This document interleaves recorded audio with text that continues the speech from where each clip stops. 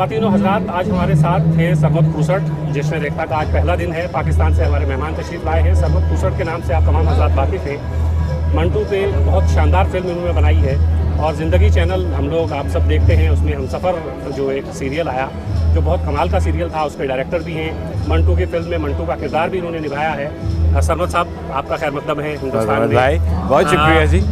आप ये बताएं कि ये मंटू जैसे मतलब बहुत टेढ़े से तख्लीक़कार को फिल्म में ढालने में आपको काफ़ी मुश्किल का सामना करना पड़ा होगा। देखिए, टेढ़ा सीधा मुझे लगता है सिर्फ एक नज़रिया होता है, और मंटू साहब के हवाले से मुझे लगता है ये ज़्यादती बहुत हद तक हम अदब के थोड़े करीब जो लोग थे उन्होंने भी की, कि उनको सिर्फ उनके टेढ़ेपन के लिए ही हम हमेशा उनकी प्रोजेक्शन करते रहे। ड्रामों के हवाले से कह लें, उनकी अफसानों को फिल्मों स्टेज पे ढालने के हवाले से कह लें, तो एक उनके साथ एक सनसनी का पहलू हमेशा रहा। और मंटो साहब को वही किताब, चूँकि आप अपनी एक प्राइवेसी में पढ़ते हैं, एक चीज़ है, उससे जो कुछ आप अख़ज़ करते हैं या जो कुछ महसूस करते हैं वो बड़ा एक ज़ाती नौइयत का होता है। तो जो मेरा मंटो साहब के साथ एक ज़ाती ताल्लुक़ है, उसमें सनसनी पता नहीं मुझे कभी महसूस नहीं हुई, मतलब मुझे तकलीफ़ महसूस हुई हमेशा। तो मैं ये समझता हूँ कि जो मेरे मंटो हैं और जो मैं जितना उनको समझ पाया हूँ अपनी नाक़िस अक़ल के मुताबिक, तो वो बड़ी तकलीफ़ थी उसमें। और एक ऐसा नज़रिया जो कि हमें ख़ुसूसन पाकिस्तान में जिस तरह से तारीख़ पढ़ाई जाती है, पता नहीं यहाँ पे चूँकि मैं कोई उसके बारे में बयान नहीं दे सकता, लेकिन वहाँ जैसे तारीख़ पढ़ाई जाती है तो तारीख़ बड़ी डिस्टॉर्ट करके पढ़ाई जाती है। तो मंटो मेरे लिए तारीख़ हैं। अच्छा सरमद भाई, जैसे मंटो को बहैसियत फौश निगार मुकदमे भी उस ज़माने में चले और आज भी लोग याद करते हैं, आपने मंटू को किस तरह फिल्म में दिखाया? क्या देखिए, फिर वही बात कि फोश निगारी भी एक नज़रिया है। क्या चीज़ फोश है? बहुत सी फहाशी तो हमारी अपनी नज़र में होती है, बहुत सी फहाशी जो है वो हम कमर्शलिज़म के नाम पे आज वैसे ही एक्सेप्ट कर चुके हैं। बहुत सी चीज़ें आपके मेन स्ट्रीम टीवी में, आपके मेन स्ट्रीम टीवी से मुराद हम सब का जो एक टीवी है या सिनेमा है, जो कहानी सुनाने का तरीका है। तो फोश निगारी यकीनन जी, मंटो साहब चुपती हुई बात करते हैं, बात को उसको ढांक के, उसको छुपा के नहीं करते, वो बात के ऊपर से परतें उठा देते हैं। तो वो अगर आपको उससे चुभन महसूस होती है या तकलीफ़ महसूस होती है, तो मेरा ख्याल है उसमें तहरीर से ज़्यादा एक हमारे उस प्रोसेस का अमल दखल है। अच्छा सरमद भाई, हमसफ़र बहुत कमाल का सीरियल आपने बनाया।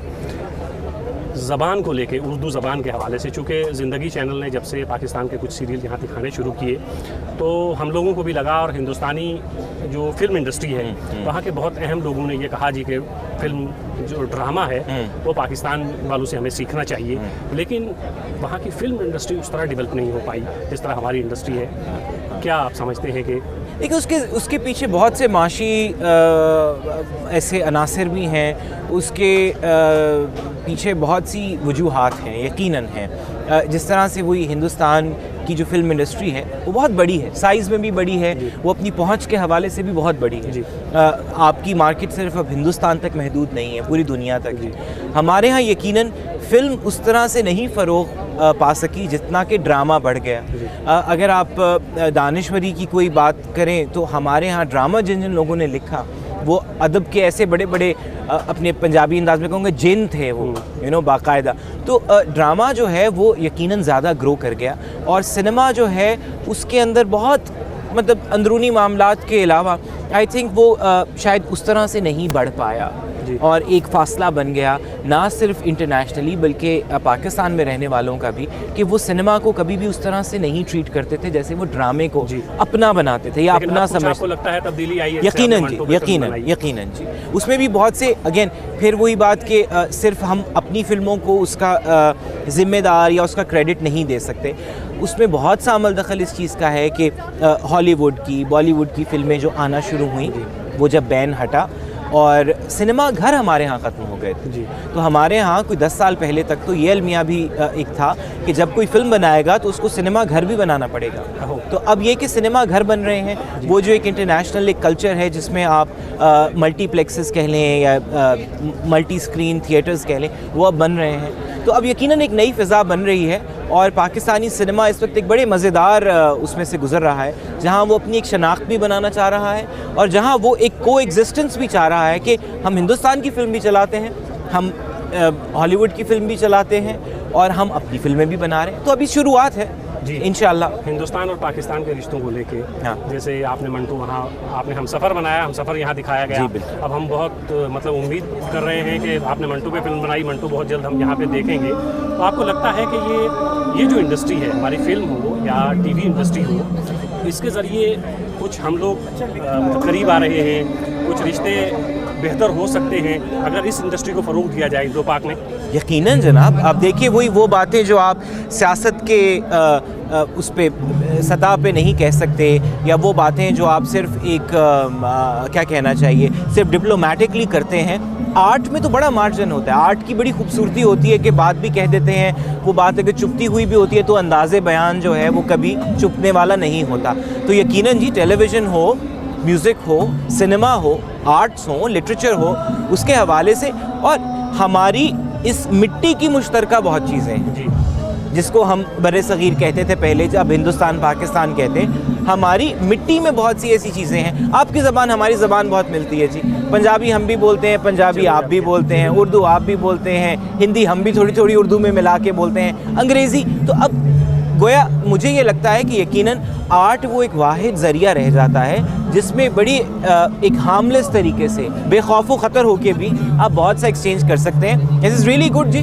मैं तो दिल्ली पहली दफ़ा जब मैं अपनी ज़िंदगी में इंटरनेशनल ट्रैवल मैंने किया तो मैं दिल्ली आया था 2004 में, और मैं जब यहाँ आया तो मैं बड़ा डिसअपॉइंट हुआ। मैं डिसअपॉइंट क्यों हुआ? क्योंकि मैंने सोचा मैं अपने मुल्क से बाहर जा रहा हूँ, मुझे कोई बहुत नया तजुर्बा मिलेगा। मुझे दिल्ली आके लगा मैं लाहौर से उठ के लाहौर आ गया हूँ। तो मैं तो वापस जाके सबको कहता था भाई बड़ी फजूल जगह है, वो तो बिल्कुल लाहौर जैसी है, कुछ नया नहीं मुझे लगा। मैंने कहा ज़रा सा बस कोई पगड़ी पहन लेता है या कोई टीका लगा लेता है। मतलब बात वही है कि बहुत सी चीज़ें आप मिट्टी से निकाल के फेंक नहीं सकते।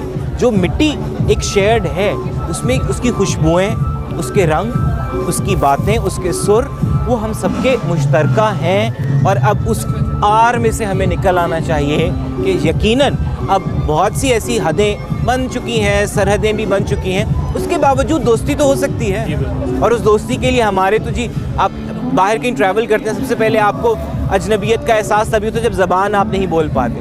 यहाँ तो आप मेरी ज़बान बोलते हैं, मैं आपकी ज़बान बोलता हूँ, आपकी शक्ल मेरे जैसी है, मेरी शक्ल आपके जैसी है। सो वही बात कि यकीनन आर्ट के थ्रू हम वहाँ पहुँच सकते हैं जहाँ हम इन 60-65 सालों में नहीं पहुँच सके। सो मैं उम्मीद करता हूँ, दुआ करता हूँ कि ये दोस्ती रहे और इस दोस्ती का एक बड़ा अच्छा हेल्थी इंटरेक्शन रहे। बहुत बहुत शुक्रिया। शुक्रिया। बहुत